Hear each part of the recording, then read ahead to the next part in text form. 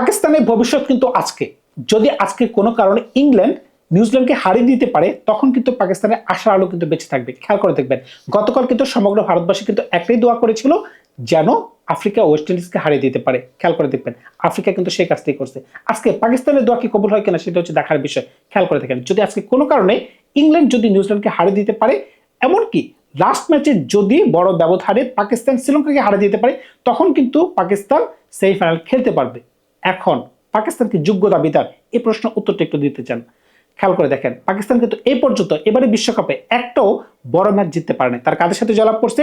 তারা ইউএস কে হারাইছে, তারা নেদারল্যান্ডকে হারাইছে, তারা নামিবিয়াকে হারাইছে, তারা ইংল্যান্ডের সাথে হারছে, তারা নিউজিল্যান্ডের সাথে কোনো কারণে ম্যাচটাতে ওয়াশ আউট হয়ে গেছে, তারা ভারতের সাথে হারছে। সুতরাং বুঝতেই পারতেছেন আমার কাছে মনে হচ্ছে এই টিমটা ডিজার্ভই করে না সেমিফাইনাল খেলা।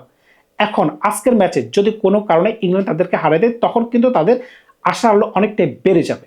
এখন বাড়লে বাড়ুক কমলে কমুক সেটা বিষয় না, তবে এই মাঠ সম্পর্কে আপনি কি জানেন? এই মাঠ সম্পর্কে আপনাদের একটু জানা দরকার। প্রেমদাসের মাঠে আপনি কিন্তু বড় ধরনের রান যে আশা করবেন সেটা কিন্তু বুকার একটা চিন্তা হবে। আপনি খেয়াল করে দেখেন এই মাঠে সর্বোচ্চ রান এবারে বিশ্বকাপে অস্ট্রেলিয়া করতে পেরেছিল 182, এমনকি সর্বনিম্ন রান 107 রান কারা করতে পেরেছিল? শ্রীলঙ্কা, তাদের হোম গ্রাউন্ড সেটা। এখন এবারে মাঠে মানে এবারে বিশ্বকাপে এই মাঠে কিন্তু অনেকগুলো আপস এন্ড ডাউনস হয়েছে। খেয়াল করে দেখেন জিম্বাবুর সাথে শ্রীলঙ্কার ম্যাচ গেল, জিম্বাবু জিতছে। অস্ট্রেলিয়ার সাথে জিম্বাবুর ম্যাচ গেল, অস্ট্রেলিয়া হারছে। শ্রীলঙ্কার সাথে নিউজিল্যান্ডের ম্যাচ গেল, নিউজিল্যান্ড জিতছে। সুতরাং বুঝতেই পারতেছেন এখানে কিন্তু এবছর অনেকগুলো আপস এন্ড ডাউনস কিন্তু আমরা দেখতে পাইছি। এখন প্রেমদাসের মাটিতে আজকে যদি অনেক খেলা হবে বা প্রেমদাসের মাঠ সম্পর্কে যদি আপনি ধারণা নেন তাহলে কিন্তু আপনি আর কিছু জানতে পারবেন, যেমন এই মাঠের অ্যাভারেজ স্কোর হচ্ছে 150। সুতরাং বুঝতেই পারতেছেন আপনি যদি আগে ব্যাটিং করেন আর পরে ব্যাটিং করেন সেটা ম্যাটার করবে না, তবে আপনার মাথায় থাকতে হবে যে আমি এই মাঠে 160 কাছাকাছি যদি রান করতে পারি এটা ওয়েল এনাফ, তবে আমাদেরকে ভালো বোলিং করতে হবে। এখন বোলিং কার ভালো এই প্রসঙ্গে কথা বলার আগে আরেকটা তথ্য আপনাদেরকে জানাই দিই। এই মাঠের সর্বোচ্চ রান হচ্ছে 215, অ্যাভারেজ করে 150 বলে দিলাম। এখন হেড টু হেড আপাতত দুই দেশের মাঝখানে ইংল্যান্ড এবং নিউজিল্যান্ডের মাঝখানে যতগুলো খেলা হয়েছে আপনি যদি ওভারঅল হিসাব করেন তাহলে কিন্তু ইংল্যান্ড আগে আছে। কেন বলতেছি? 30টা খেলার মাঝখানে 16টা খেলা জিতছে ইংল্যান্ড, এমনকি 9টা ম্যাচ জয়লাভ করছে নিউজিল্যান্ড। সুতরাং বুঝতেই পারতেছেন এই হিসাব করলে ইংল্যান্ডের পাল্লা ভারী। কিন্তু আজকে যে কন্ডিশনে খেলা ওই কন্ডিশনে ইংল্যান্ডকে আসলে পারবে কিনা সেটা কিন্তু বলা যাচ্ছে না। খেয়াল করে দেখেন ইংল্যান্ডের ব্যাটিং কিন্তু নড় উপরে, বিশেষ করে ফিল সল্ট এমনকি জস বাটলার কিন্তু ভালো খেলতে পারতেছেন না। খেয়াল করে দেখবেন অভিষেক শর্মাকে নিয়ে আমরা যত ধরনের নিন্দা করতেছি, কারণ কি বিশ্বের 1 নম্বর ব্যাটসম্যান, ড্যাশিং ব্যাটসম্যান, বামাতি ব্যাটসম্যান, 4 ছক্কার বন্যা বসে দিতে পারতেছেন, প্রথম বল থেকে ছক্কা মারতে পারতেছেন, কিন্তু এবারে বিশ্বকাপে তিনি প্রথম 4 ম্যাচে 15 রান করতে পারছেন, প্রথম 3 ম্যাচে 3টা ডাক। এখন প্রসঙ্গে আসেন জস বাটলার যে কিনা 15 বছর ধরে হোয়াইট বল ক্রিকেটে রাজত্ব করতেছে, এখন তিনি অফ স্টাম্পের বাইরে বল খেলতে পারতেছে না। সুতরাং বুঝতেই পারতেছেন একটা ব্যাটসম্যানের যখন খারাপ সময় আসে তখন আপনাকে তাকে সাপোর্ট করা ছাড়া অন্য কিছুই করার নাই। এখন আজকের ম্যাচে তারা দুজন কোন ধরনের স্টার্ট এনে দিতে পারবে সেটা কিন্তু বলা যাচ্ছে না, যে কোনো সময় জ্বলে উঠতে পারে। তবে এই মাঠে যে আপনি আহামরি জ্বলতে পারবেন না বা আহামরি বড় ধরনের স্কোর করতে পারবেন না সেটা তো আমি আগেই বলে দিলাম, কারণ কি এই মাঠের ইতিহাসে নাই যে আপনি 200+ রান ইজিলি করতে পারবেন, যেটা আমরা গতকালকে দেখেছিলাম যে ইন্ডিয়া 256 রান করতে পারছে, কারণ কি পিচটা ওই ধরনের সহায়ক ছিল। এখন ইংল্যান্ডের ব্যাটিং যদি খেয়াল করে দেখেন হঠাৎ করে যখন হ্যারি ব্রুক একটা সিদ্ধান্ত নিল যে আমরা তোমাকে 3 নম্বরে পাঠাবো, হ্যারি ব্রুক নিজেই যখন সিদ্ধান্ত নিল তখন কিন্তু দলের মাঝখানে একটা আমল পরিবর্তন আসলো। তিনি কিন্তু 50 বলে একটা সেঞ্চুরি করতে পারছেন, এমনকি বিপক্ষ দলকে তিনি একাই ক্রাশ করে দিয়েছেন। ওই দিন যদি খেয়াল করে দেখেন শুধুমাত্র তার সাথে স্যাম কার্ন একটু সঙ্গ দিচ্ছে, এমনকি নিচের দিকে আরেকজন ব্যাটসম্যান সঙ্গ দিচ্ছে। এছাড়া কিন্তু অন্য কোনো ব্যাটসম্যান 160 রান চেস করার ক্ষেত্রে অন্য কোনো ব্যাটসম্যান কিন্তু তাকে সঙ্গ দিতে পারে না। এখন ইংল্যান্ড কিন্তু ওইখানে ভালোই খেলছে। খেয়াল করে দেখবেন শ্রীলঙ্কার সাথে একটা খেলা গেল, শ্রীলঙ্কা 140 রান নিতে পারে নাই, ওই সময় ইংল্যান্ডের সাথে কিন্তু তারা 90 রানে অল আউট হয়ে গেছে। সুতরাং বুঝতেই পারতেছেন ইংল্যান্ড কিন্তু শ্রীলঙ্কার মাটিতে ভালো খেলতেছে। এটার পেছনে মূল কারণ কি? দেখবেন জফরা আর্চার এবারে টুর্নামেন্টে কিন্তু তিনি সবচেয়ে ভালো বলার ইংল্যান্ডের হয়ে, তিনি ভালো বোলিং করতে পারতেছেন, লায়াম ডসন ভালো বোলিং করতেছেন, এমনকি আদিল রশিদ ভালো বোলিং করতে পারতেছেন, সঙ্গ দিতে পারতেছেন কে? উইল জ্যাক্স ব্যাট হাতে এমনকি বলাতে দুর্দান্ত তিনি বোলিং করতে পারতেছেন, দুর্দান্ত ব্যাটিং করতে পারতেছেন। টম ব্যাটনের সাথে আপনি যদি জ্যাকব ব্যাথলকেও নিয়ে নেন তারা দুজনও কিন্তু আহামরি এই ধরনের কোনো পারফরমেন্স কিন্তু করতে পারে না, কিন্তু ওভারঅল টিমটা কিন্তু ভালো। কারণ কি আপনি যদি বোলিংটা খেয়াল করে দেখেন আদিল রশিদ ভালো বোলিং করতে পারবেন, জফরা আর্চার ভালো বোলিং করতে পারবেন, জিমি ওভারটন ভালো বোলিং করতে পারবেন, লিয়াম ডসন ভালো বোলিং করতে পারবেন, স্যাম কার্ন ভালো বোলিং করতে পারবেন। এখন উপর থেকে যদি আজকে ফিল শট আর জস বাটলার যদি একটু ভালো ব্যাটিং করতে পারেন আর হ্যারি ব্রুক তো ফর্মে আছেন, সুতরাং বুঝতেই পারতেছেন দল কিন্তু নেহাত খারাপ না। কিন্তু কথা হচ্ছে কি আপনি কার সাথে খেলতেছেন?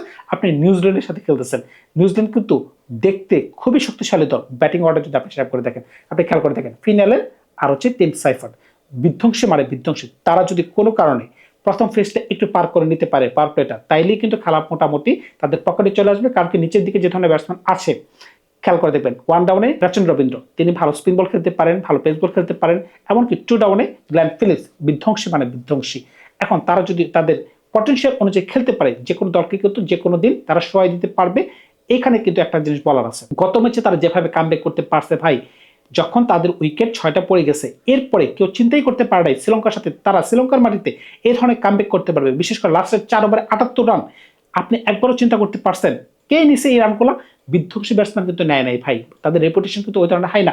একজন ব্যাটসম্যান কিন্তু আপনি চেনেনই না, বিশেষ করে মিচেল স্যান্টনার ওই দিন যে ধরনের ব্যাটিং করছে, এমনকি তার সাথে কুলি ম্যাকনি, যাকে আমি প্রথমেই বলেছিলাম যে আপনারা কাউ চেনারই কথা না, তার মতো ব্যাটসম্যান তিনি এসে যে ধরনের একটা বিধ্বংসী খেলা খেলছেন, খেলাটাকে এমন পর্যায়ে নিয়ে গেছেন যেখানে আপনি শ্রীলঙ্কাকে ধরাশায়িত করে দিয়েছেন। খেয়াল করে দেখবেন ওই দিন কিন্তু শ্রীলঙ্কার স্পিনার বলেন, শ্রীলঙ্কার স্পিনারকে তারা যেভাবে মারছে, মারতে মারতে কিন্তু একদম তুলোধনা করে ফেলছে, এমনকি পেসারদেরকেও কিন্তু ভালোই মারছে। কিন্তু মেন কথা কি জানেন, নিউজিল্যান্ডের বলাররা কিন্তু ওই ধরনের ভালো বোলিং করতে পারে না স্পিনারটাকে। আপনি খেয়াল করতে থাকেন, ম্যাট হেনরি যদি প্রথম দিকে 2টি উইকেট না নিতে পারতো, হয়তো বা খেলার ফলাফল অন্যরকম হতে পারতো। এই বলারটা কিন্তু সবসময় কিন্তু একটু আন্ডার, মানে তাকে কিন্তু ওই ধরনের গ্রাহ্য করা হয় না যে তিনি ভালো বলার, কিন্তু তিনি কিন্তু প্রতিনিয়ত উইকেট নিতে পারেন।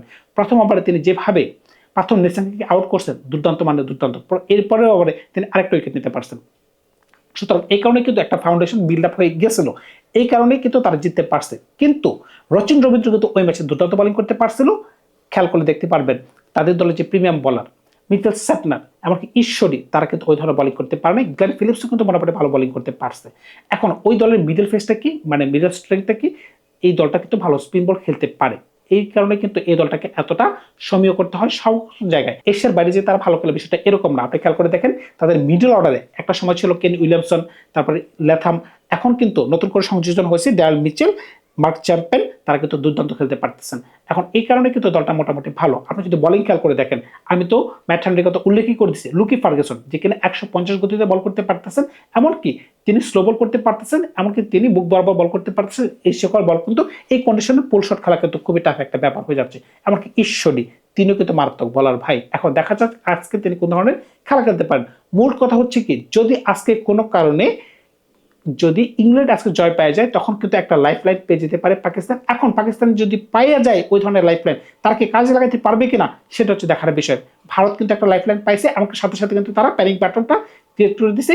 তারা কিন্তু প্রথম ম্যাচে জিম্বাবুকে একদম ক্রাশ করে দিছে, 256 রান কিন্তু তারা নিতে পারছে। সেই কারণে কিন্তু একটা বড় ব্যবধানে কিন্তু তারা জয় পাইছে। এখন দেখা যাক আজকের ম্যাচে কোন ধরনের রেজাল্ট আসে। যদি আসে পাকিস্তানের পক্ষে, হয়তোবা পাকিস্তানের দল যদি কবর হয়ে যায়, তখন হয়তোবা ইংল্যান্ড আজকে জয় পেলে জয় পাইতেও পারে। তবে নিউজিল্যান্ড টিমকেও কিন্তু কোনোভাবে ছোট করে দেখার কোনো সুযোগ নেই।